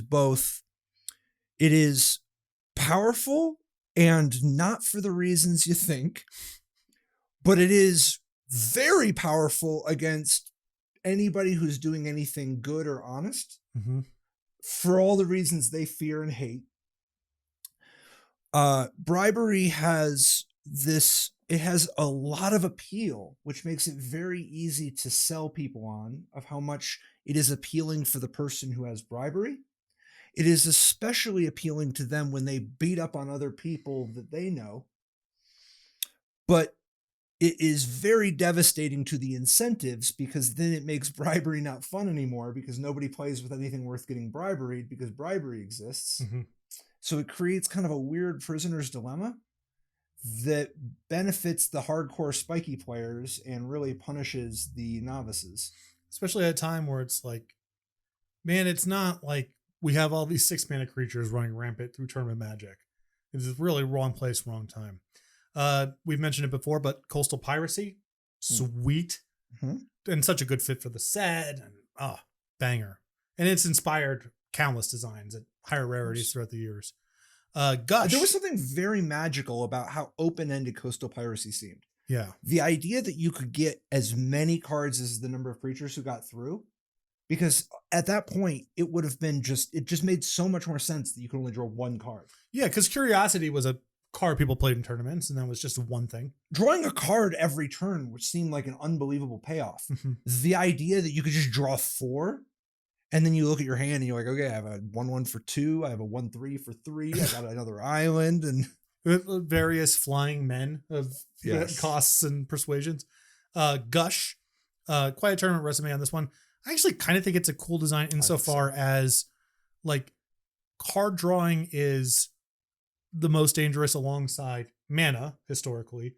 And this on the surface is pulling you in 2 different directions, but also not really some amount of the time at a baseline. And certainly if you're synergizing with it, then it becomes Dark Ritual plus Brainstorm or whatever. Totally. I think that the rate notwithstanding, I think this design is awesome. I think that incenting you to have to play multiple islands, that's interesting. The idea that it's free, but it does cost you mana, but it can net you mana, but you get these extra cards, but you're slowed down, but you have a lot of extra cards and it works with spell shapers. I think in context, this is a beautiful design. Susang, beloved. The amount that this was played at my shop relative to how strong it was, one of the top 10 most appealing bad cards of all time. People love this kind of thing. Yeah. Man. Just looking at stuff. Dude, let me shuffle. Yeah. Take a wash. Thwart. Honestly, I like this one too. Yeah. As far as the free, it's very much not about turn 1 or turn 2.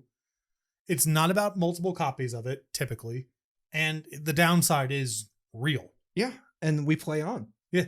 And like things are different now. Yeah. I don't love Rising Water with all this stuff. Yeah. Like the amount that all this stuff channels into making the Rising Waters experience even more is a little bit lame. But I think specifically just on the merits, Thwart is a sweet design. Yeah, I agree. And it's not the same thing as Force of Will. It's not just another version of that. Although you couldn't tell me that when I was top 8 at PTQ by resolving Upheaval with Thwart backup. That was nice. That is beautiful. That's poetry. Yeah. And trade routes. It's kind of weird in the set. There's a lot of blue enchantments that are about drawing a bunch of cards. Yeah, but it fits into so many. It does. And it's kind of nuts and bolts, connects 3 of them together, you know? Yeah. I'm a buyer on trade routes in this set. All right. Black, we have Nether Spirit. Showed up a fair bit. That's another one of the what if you just have 40? Was part of a variety of decks over the years. There were control decks that had its only creature. I played a blue-white control deck with Nether Spirit at the Pro Tour, at one of the Pro Tours. You just had like Factor Fiction and discarded hand sides to get through it. It was a lock against some people alongside Contamination. And there were some Reanimator people who had it as something of a backup plan. Just entomb for the Nether Spirit and get busy. Yeah. Or defend yourself for a really long time or whatever. Another card that is a lock piece, but definitely cares a lot about creature keywords. So that's kind of sweet. Moving on to red. We got Pulverize, which we talked about before. Squee Goblin Nabob. Love it. It's so sweet. Obviously, the key thing going on in this set is Spell Shapers, but there's all sorts of things you can synergize with it. And the one game out of however many that you end up going beatdowns is just, it actually kind of, I know, and the stories bear this way, but sometimes I do wish it was non-legendary just so you could have multiple squeeze beating down at the same time. But the story is so good thematically. Yeah, it is. But really also, is. I'm telling you, dude, the amount of fun of your opponent, or you kill, like being at the spot where you just have to suck it up and snuff out your opponent's squee. Oof, that's an experience. The reason I love it being legendary so much, though, just from a play experience, is that it helps limit the repetitiveness. When you can play a lot of squeeze, I think putting 2 squeeze into play is such a fundamentally different experience at this low-powered format. You got to imagine the things are low enough that once you can actually start trading with real cards instead of having to like work at it to get somewhere, it's a little bit different of an experience. So I'm not much of a foils person, and I never was. When they first came out, I was into them, but probably less than the average person, and I quickly kind of got off of it. There are a handful of the original foils that I see where I'm back transported to the back of Target playing Magic or whatever. Number 1 on the list for me is Legacy's foil defense grid, because I remember seeing that in the case and just like mind blowing how beautiful that was. And Squee Goblin Nabob foil is probably number 2. Like this is just, I've traveled back in time. Another banger, man, Red's got some bangers here. 2-Headed Dragon. This was love it. Part of Speed Moshwitz's fire decks, I believe. My fires. Yep, at PT Chicago was seen as something of a mirror breaker, I believe was the reasoning. Yeah, it wasn't the best card ever, but in context, it lined up well against some of the other threats, and you just needed something that's good to give haste to. Also, I do like that, like a two-headed dragon is just a sweet thing on its own, but it's also tapping into two-headed giant Freys. Very cool. And on offense, I mean, yeah. Yeah. Like fire breathing, but paying 2, getting +2. Just a sweet design. So I want to shout out one of our Patreons for their submission here of Lava Runner. And they talked about the amount of joy that they had from putting it into a cube, and every single time someone has to read it. It's a really, that's a RR1, 2/2 haste, and whenever it becomes a target of the spell or ability, the controller of that target has to sacrifice a land. The red hexproof. I think there is a Mercadian Masques does score really well on. I want to put something weird in my low power cube where you cannot just, dude. Yeah, there are a lot of something weird that isn't just like stupid. It's actually there's something to read in your low power. Like if your cube is not like full, like if you're not trying to make something that's like really juiced up where it's all Black Lotus to power out Yawgmoth's Will or whatever. If you're doing some like, you just want some niche esoteric, I can't believe this is a Magic card. Mercadian Masques got a lot that are worth reading. They're worth checking out sometime. All right. Moving on to green. Food Chain. A problematic design that I'm not 100% sure how to properly evaluate, because I have spent an embarrassing amount of my life thinking about food chains, about food chain, like all the different, for how much this card is basically, in practice, this card is basically just completely busted or horrendous. And what's weird is, I mean, a lot of cards are like that, but this card has like ostensibly a purpose that isn't real. Like you don't really do the thing that, it's almost everything you're trying to do is on a very repetitive, recursive axis, which makes me think that it doesn't, isn't the right version of that even to ever, Right. But also I have thought about, obviously the most powerful of which is when you use Goblin Recruiter and you stack your deck of goblins and you sacrifice the Goblin Recruiter to get mana to play your Goblin Ringleader and just play your whole deck because you've set it up perfect. All right. Hunted Wumpus, we already gave some love to along with Vine Trellis and Invigorate. A card we have not really talked about yet that I think is a really sweet design, Land Grant. Yeah. So good. Yeah. Play that one a lot too. I believe it. Yeah. Land Grant, it's such a great conversation piece. There's a lot of theory involved, but there was also a surprising amount of play, even though it can lead, like, for instance, you're like, is it really cool that somebody else can just like counterspell your basic land? Yeah. You're the one who played Land Grant. It's sweet. The ability to, the number of times in my life where I've disrupted people's land grants and I just, my day was filled with joy. Doesn't matter. Nothing can possibly ruin this day at this point. And the amount of synergies, getting a shuffle, the fact of spending 2 mana on it some of the time, spent the interaction with Tropical Island. I mean, there's a lot of things to it. As far as this experience goes, I think it lined up pretty nicely. And the amount of people who got screwed up because their opponent had land grant is very low compared to the amount of times you did this to yourself. So there was a price to be paid for your greed. Yeah. And it's also, even if you're not doing like the high level, I'm playing so few lands in my deck and I can always mana fix or whatever. There's a story of, well, it's free when I need it to be free. And of course I have to show my hand, because how else will my opponent know that I was playing by the rules? It's such a sweet, like, reveal your hand is usually a pretty awkward way of trying to cast something. But this is like look, I got to show you the proof. I got nothing here. Now it's free. I won the vintage or type 1. I won the last type 1 before it became vintage, whatever it is. I won one of the type 1 or vintage world championships with a land grant, blue green, like a grow type of gush deck. That's nice because in vintage you can play a very small amount of land. And playing gush in a deck where you're like, okay, I have like 5 land in my deck, that's sweet. Artifact. The notes from the show just have 10 question marks.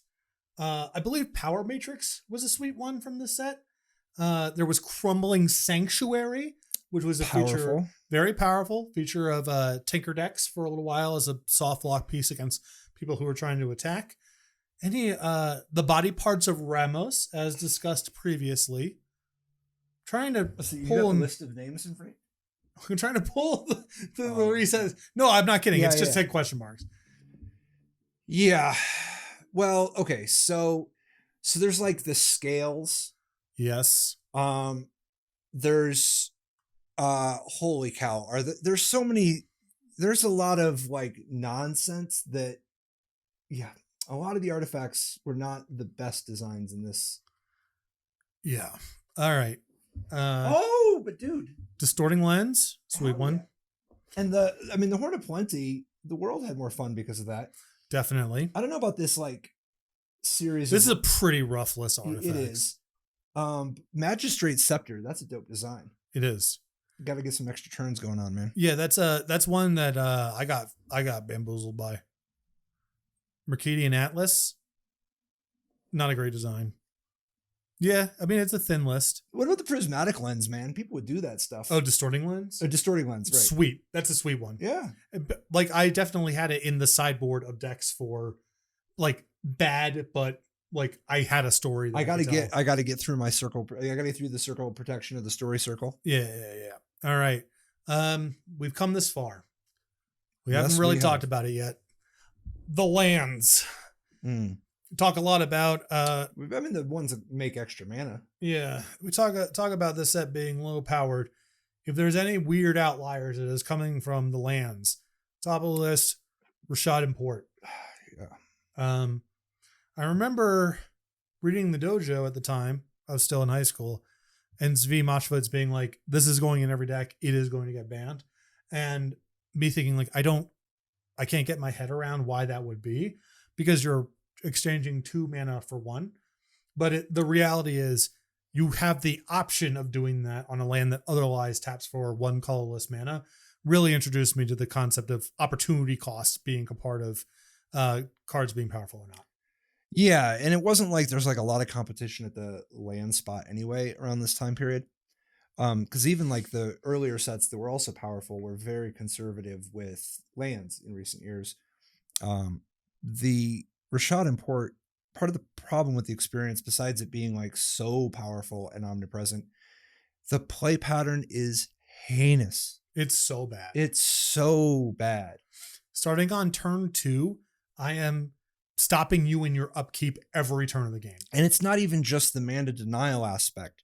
The amount of things that both of us are going to do that are repetitive, that don't advance the game state, that are not fun, is so high. Mm-hmm. And I have to keep doing it. I'm priced in even when it's doing nothing. I might as well just do it. Right. It's brutal. Slightly less bad, still not great. Dust Bowl. Yeah, that one's a lot more tactical. It sucks how often you're kind of like, when you go down the road at a certain point, you just are going down the road. Mm-hmm.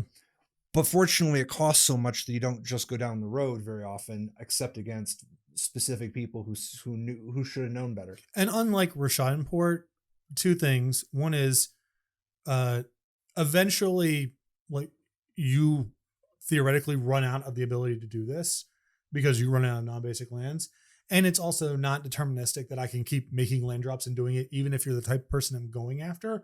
And and you're paying a much bigger investment. Yeah. It's a real thing. Whereas, and also, nice thing is also Dust Bowl gets activated a lot more often, either on, if I have it, I'm usually activating it on my turn or your end step. Mm-hmm. Those are the 2 most common spots, as opposed to Rashad Import, which is upkeep or draw step. Just to disrupt you, just to like mess no, up it mattered because the way the rules worked at the time. If you ported someone on the upkeep and they had a Vampiric Tutor, so you want it, or Enlightened Tutor with those cards specifically. Yeah. So after they draw, if they want to Enlighten, well, they're not getting the card that turn. Horrible. Yep. High Market, sweet design. Mm-hmm. Tower of the Magistrate, also a sweet design, I believe. As far as that kind of thing goes, mm-hmm.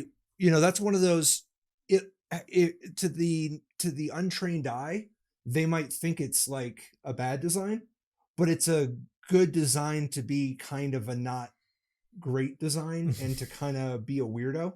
It lines up well in context too with the other designs in the set. All right. Well, that does it there. And that means we are coming back. I do think, by the way, this set really suffered from the lack of mana fixing, like the ability to. There's only so far you go with the monocolor experience, and part of the problem is they didn't go enough to give you enough to do it for most people. You can play mono white or mono red. Mono white or mono blue, but there isn't that much space there, so you end up playing these horrendous decks that are like 13 forests and 11 swamps. Yeah. There's a it's coming from all angles. The mana fixing is atrocious. To the extent the lands are powerful, they're either making 2 colored mana or they tap for colorless. That also drives you down the 1 colored range. You have the blue, thwart, gush, rising water stuff that's very monocolor. Rebels, mercenaries. All this is pushing you so far down that road. But like, first of all, if they had basic lands that came into play tapped, that would be so good in the set, right? Yeah. If it was just not basics, they just have both types where it's like a tapped forest and mountain. Yeah. And just do it for front. And then you can just do a little nod where you can have 1 red mercenary and 1 blue mercenary, and suddenly you got a story. Yeah. So Rashad Port and Dust Bowl are super powerful cards, but it is amplifying other dimensions of this. I think a lot about Magic Hall of Famer Ben Rubin's Mercadian Masques black deck. It was 2 colors. I think his mana base was something like 13 plains, 12 forest, 1 port or something. And he did well in the event. I think he topped 16th. It was like Rebels splashing Sapperling Burst. And I asked him about the deck one time. He's like, yeah, I only lost to Rashad Port. And with that, the awards coming up next.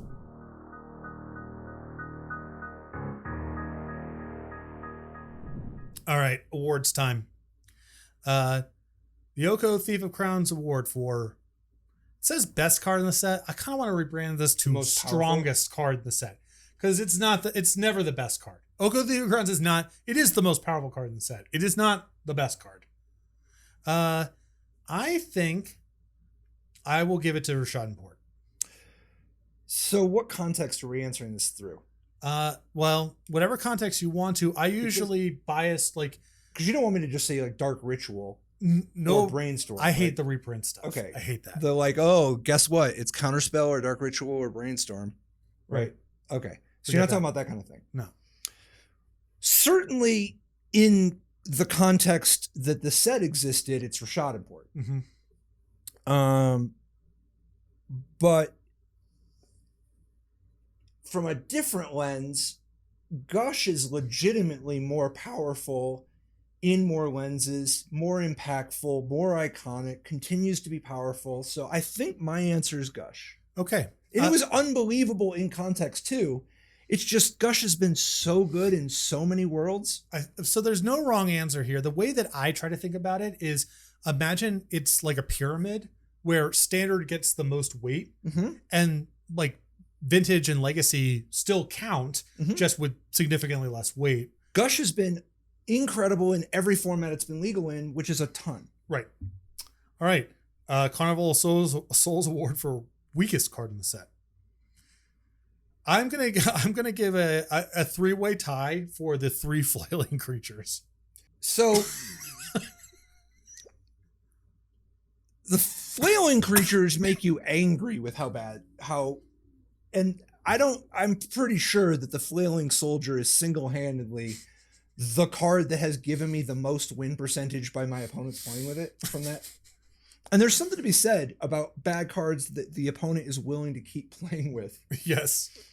But that's also part of the thing that there's another card in the set, 2 and a blue for a 1/2. That oh, I know the one you're talking about. Hold on. Keep going. So Sapperzin. Oh, the Sapperzin Raider. Oh, I forgot about that one. Like being able, well, they tried to warn you. They put it literally on the pack. I mean, so it's like 1/2, and when it gets blocked, It goes on top of your deck or something? Yeah. Yeah, it's a 1/2 for 3 with a horrible drawback. Yeah, all right, that's a better answer. Because But in practice, I won a lot more from my opponents just playing the flailing soldier and then just binning it. right. Like, it was always horrible, but it wasn't even interesting horrible. The Sappers in Raider, people would do it and not realize what's even happening. I don't know.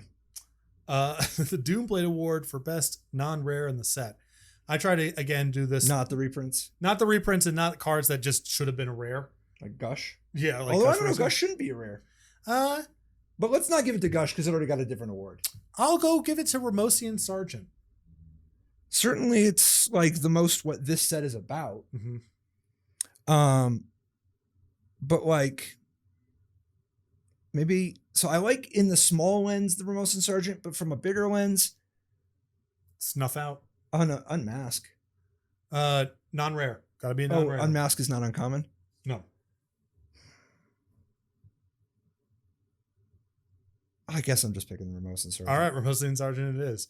The Oboro Palace in the Clouds Award for one of in the set. I'm going to give an answer to a card that I've played one copy of in a bunch of decks. Sometimes I could tutor for it. Sometimes I could not. That would be Dust Bowl. I might go with the Ramosian Sky Marshal. Ooh, that is a good pull. Because you played 1. Oh yeah. Not 0. Definitely not Yeah. 2. Yeah, that might be the most one of any card of all time. That's an extremely one of card for not a legend. That is an extreme.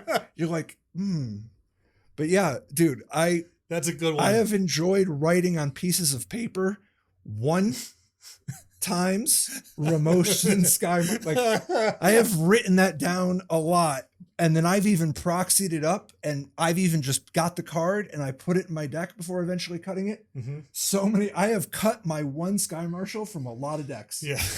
All right. Mana Confluence Award for best vintage cube card in the set. Interesting. I mean, there's a couple different ways that you can approach this. I would not give it to Rashad Port. That one's pretty modest in the average vintage cube. It's also kind of nice not giving it to the same stuff that's gotten other awards. Yeah. I don't know. What about Gush? Nah, I won another award. Too many awards. Too many awards already? Too many awards, I think. Okay. I would have given it to Unmasked, but we know how they do the Unmasks nowadays. Yeah. Trying to think of like the cards in the set that I actually even see in Vintage Cube. It's not. I mean, yeah. Are we talking about like Vintage Cube days gone by or Vintage Cube now? That's also kind of like the concept of Vintage Cube, erring towards more recent, but the history matters as well. Then probably it's Gush. Really, the real answer is it's probably Gush. But yeah, screw it. I'm giving it to Misdirection. It's not even. No, that's a answer. great It's answer. not even really that good. That's a great It's answer. the perfect place and time. Yeah. Vintage Cube is an awesome spot for Misdirection too. Okay. The Mystic Confluence Award for, Smothering Tide Award for best commander card in the set. This is a place where in past shows, Cedric would go on to EDH Rec and see what the most popular card was. And guess what? Always a cantrip. Most boring thing ever. I'm giving it to Tower of the Magistrate. And I bet that one actually shows up. So we're talking about for specifically Commander, not just multiplayer, but Multiplayer is fine. what's the wording on Highway Robber? I believe Highway Robber is each. You know, it's another card I liked in multiplayer settings. I never played much Commander, but like casual multiplayer. Soothsaying. You're sitting around not doing anything. Yeah. That's a card that makes sitting around not doing anything really fun. The Pack Rat Award for best limited card in the set. I want to defer to you here because you have a lot more experience drafting the set at a high level than I certainly do. So, I mean, like Thrashing Wumpus was the card. Okay. If it's Rarity Be Damned, then Thrashing Wumpus was Rarity the Be guy. Damned. Yeah. Thrashing Wumpus was the guy. Yeah, that's that one was good enough to show up in Constructed for the matchups that looked like games of limited. Yeah. And then at low powered, there was a lot of variation of stuff like Snuff Out, Stinging Barrier, Mhm. and a bunch of the usual suspects. Because for a long time, they just kept making the Doomblade, the Prodigal Sorcerer. They've made the same cards good every time a bunch. Yeah. But man, Thrashing Wumpus was a different kind of card to be the best card. Mm-hmm. Circle of Protection Award for best hoser in the set. Set's pretty light on hosers. The Legates don't do it for you? You Or know. the double do nothing? Yeah. Best hoser in the set. I don't know. I mean, I guess Story Circle, but I don't even think that counts because it's just more broad. And so you can. I'm gonna give it to. I'll give it. I know. Go ahead. No, yeah, please. I'm gonna give it to the one that busted my ass the most often. Thermal Glider. All you kids in the shop that built your Rebel decks that for $5 or whatever. Yeah. That one got me. Yeah. That one got me a lot. I like it. Yeah, Thermal Glider. It was always so disappointing that there weren't enough other playable red cards, and certainly not playable red flyers. Yeah. Because man, did I want to just block. I wanted my Thermal Glider to do more, but man, it was kind of nice still them not being able to kill it, Yeah. And the Chris Mage just sitting there not pinging it. Mm-hmm. A lot to like. John Avon Award.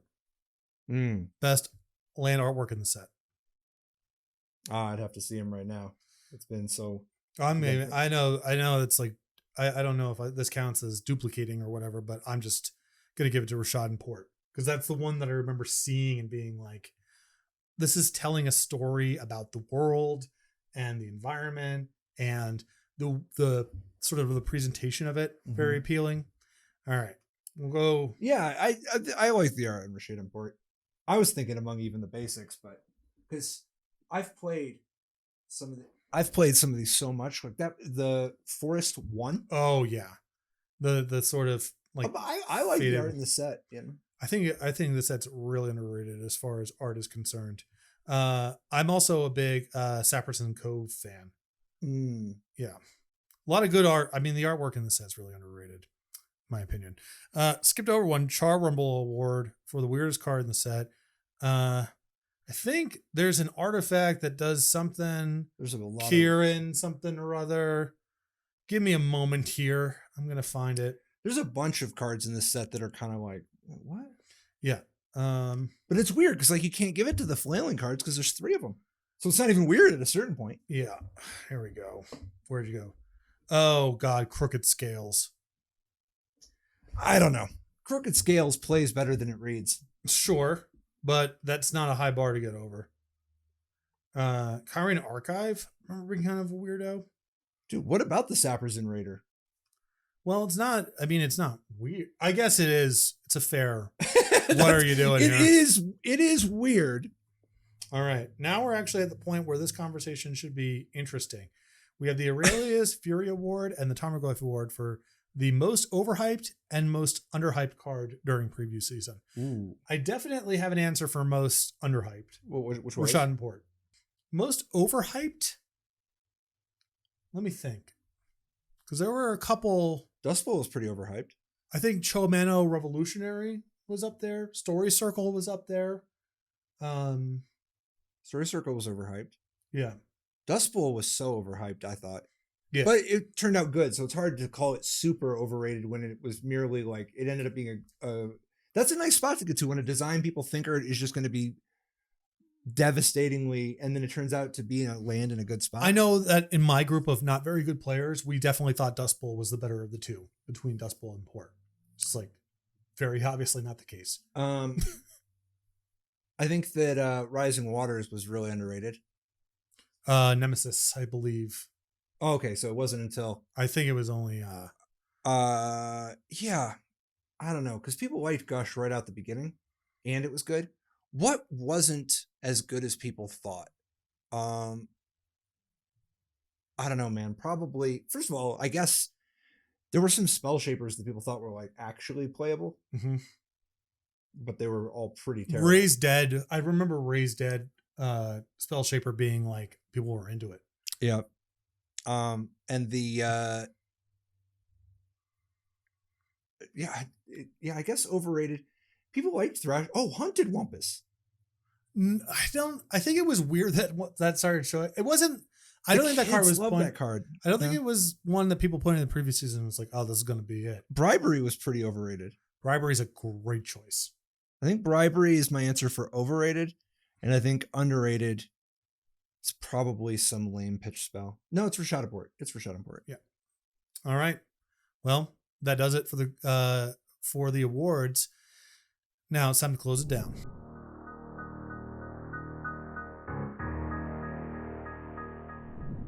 All right. So, in your opinion, what card won the set? Because, well, I don't know about lays the groundwork for stuff in the future completely, but Ramos and Sargent kind of to me is the set. Like it's the most emblematic of, it's the good things of the set. It's got a vision. It's fun. It plays well. Its power level's in a great spot. It's good in a different way. There's a lot to like about Ramos and Sargent in the world that, you know. Yeah. I also, what I like about it a lot is you open it up in the pack, it's a common, and you're like, what are the other rebels? It makes you like interested in finding out more of the set.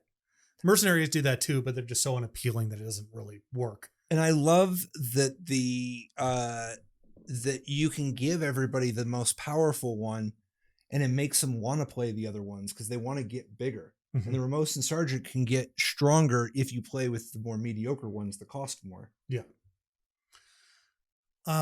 Lastly, God, that set was really actually pretty fun to draft. I was too bad to know. You know what? I wouldn't be surprised if this is one of those, you go back and it's horrible. And the reason it was fun to draft is because if you were good back then and like you're at your shop getting 11 three quarters of the people are horrible. Yeah. You're at your local shop and you're getting 11 thick vendettas and you're like, wow, this set is so much fun to draft. I wouldn't be surprised if this set. Yeah. It feels that way. All right. Give the set a grade 1 to 10.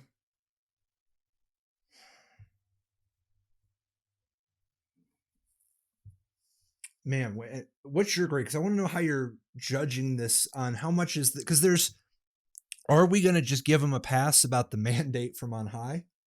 And we have to like grade them based on once you have this mandate versus is that even like the right way to solve this? Like, are we going to only count the design side or are we going to also count, you know what I mean? Like I factor it all in because, go back some episodes. I gave Saga a 3, and a lot of people in the comments were like, "How could you possibly give Saga a 3?" That's bizarre. It's like you're totally wrong to give it a 3. By the way, because that set is so much about what is iconic about that is borrowing from the future. Like there are some individual designs that are fine or whatever, but I'm just describing my totally. lens. I believe, I'm sympathetic to that, but maybe I just had maybe I drafted so much more back then. Mm-hmm. I had a lot of fun playing with 4/5 vanilla and 6/6 echo. So maybe I'm just looking at Saga through the lens of how much fun was it to just play with. And I did have a ton of fun playing with Saga. Mm-hmm. Well, I would give Masques a 3. I think some of the things that are going for it that are positive, I think the art and world building is super cool. And to me felt like we are sort of departing from Dungeons and Dragons world a little bit, but also sort of not in a way that felt very novel. I think there's just a lot of artwork in the set that's really lovely. I also think, like, to the extent the set is troubled, it is due to sins of the past and design mandate from somewhere else. I do think the set, a big blow to it is just, this is so about playing one color. And I think that is not that much fun. So I would say I'm a little bit less sympathetic to the sins of this set for itself, not just paying the debt. I think that the power level can be forgiven a lot. I think this set really suffers from making the majority. You make a lot of decisions right, but the ones you made wrong punish you in this set, punish you so much more. So we can sit here and talk about how sweet it is to Rashad and cut purse people, but the truth is that Rashad and Port's impact on your game experience was just so much more profound. And also happened to be good with the cut purse. Like a lot of the cards that are sweet. And exacerbated the problem of the monocolor and punished anybody foolish enough to play 2-color. And I think that this set the mistake of making it too much, not able to support 2-color, and not just missing dual lands. The whole every single thing about this set that contributes to it only enabling monocolor, I think was flawed. And then I think that a quarter of the designs are gross, unappealing. Just there's a lot of just wow, we should have cut all this. And it's not even like, you're talking about if we went down from going from 330 to 220 would just make the set better. Well, even if you really what you need to do is cut like 5 of those cycles, and you need to like get some mechanics in the set. Yeah. And then the set, it's a little bit too much about bad things. Like there are some good things, but there's a lot of land destruction and people being mana screwed and sitting around doing nothing and holding off the game. There's also a shortage of like the big creatures aren't sweet, and a lot of the ways to win aren't as sweet. There's a lot of nickel and dime stuff that's sweet, but it'd be nice if some of the big stuff. So I don't know exactly how to grade on a 1 to 10 scale, but I do give it a D plus, a D. I don't know. It's pretty low on the list all time. Mm-hmm. It is not the bottom of its own block. Oh no. I'm really looking forward to that one, by the way. Yeah. But it's not good. And it was really frustrating, I think, at the time for players. It was fun. It was fun to draft, but it was a little unfortunate that it wasn't better balanced in draft. Mm-hmm. But like, it was actually a reasonably fun draft format. It was very frustrating to come from the experience of Urza Saga dominating in such a way. And even after they banned 15 cards, the new set stuff, it didn't work with the old stuff. Yeah. And it wasn't enough of a new thing to even have a thing. Right. And to the extent that it was working, it was, maybe you should have covered this in the notable card section, but something like Renounce, which has nothing to do with anything really in the set. I mean, I guess you could make an argument, well, you have Rebels and Mercenaries, so you have extra stuff laying around. It's stretch a kit, but then it turns out that that's actually busted with one of the broken cards that happened to not get banned in the previous block. That deck was sick. That one Combos. I have some F&M stories about losing that one. They make a lot of that kind of design, but that was like early before it was kind of like a lot of that. All right, so new grading system here. Gonna go with my numerical grade of a 3, and we'll give a D. That's great. No, let's spread it out a little bit. That's nice. So that ends the show here. A couple things we want to talk about. Make sure you're subscribed on YouTube. If you're watching here, you just hit the button. You can find our most recent episode of the Resleevables on our channel prior to this, which was 6th edition. And also the tournament edition Pro Tour Atlanta 96 video is out. You can find snippets of the Unsleep podcast and watch our Crack-A-Pack videos. You can also head over to patreon.com/resleevables to become a patron. A couple of benefits that come along with here, with signed basic lands from the two of us, play mats, and access to the Unsleep podcast. A benefit at the $10 or $25 tier is that you are automatically drawn into our Crack-A-Pack videos.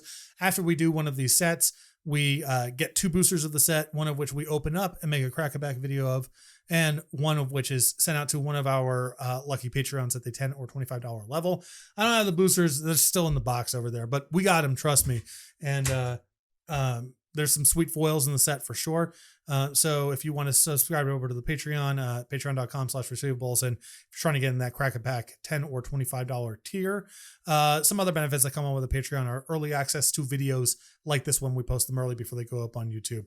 Appreciate again our sponsors, Tales of Adventure, Eternal Lives Here. Remember, use that promo code Resleevables for 5% off of all of your orders. Shout out to the person in Australia who bought a Black Lotus off of Michael Caffrey with the promo code not too long ago. Shout out to a couple buyers in the United States who bought some power using the promo code recently. The older and the more expensive, the better. Bosch and Roll, Brian Koval's channel on YouTube. Make sure you're subscribed and buckle up and watch him just bash people in Eternal formats every single day. Next up, I don't know if we're going in chronological order or not, but we will be reviewing Portal 3 Kingdoms. We have been sitting on these English boosters for months now. I don't care where it is in the set order. We are getting these things out the door. You got one next to you. Yeah. So we're going to do this next. And then we'll get to Nemesis and then one of the... It was not easy to acquire, but again, thank you for watching. Make sure everybody subscribed over at YouTube at Resleevables. Check out our Patreon, and thanks again to our sponsors, Tales of Adventure and Bosch and Roll. Can you talk into your mic? Yes, this is me this way. This is me this way. Great. This, and that. Me this way. This, and that. Me this way. Can you talk with me at the same time? Yo, we're on all right, top of each other. All right, would you mind clapping loudly on 3? 1, 2, 3. All right, Choi, there you go. We got it now. He's not getting this real time or anything, right? This is just you. When you say that, you're like leaving a note for posterity. It's basically so he can sync up. Totally. You're leaving a note for posterity. He's not literally watching this right now. Correct. Right. Yeah.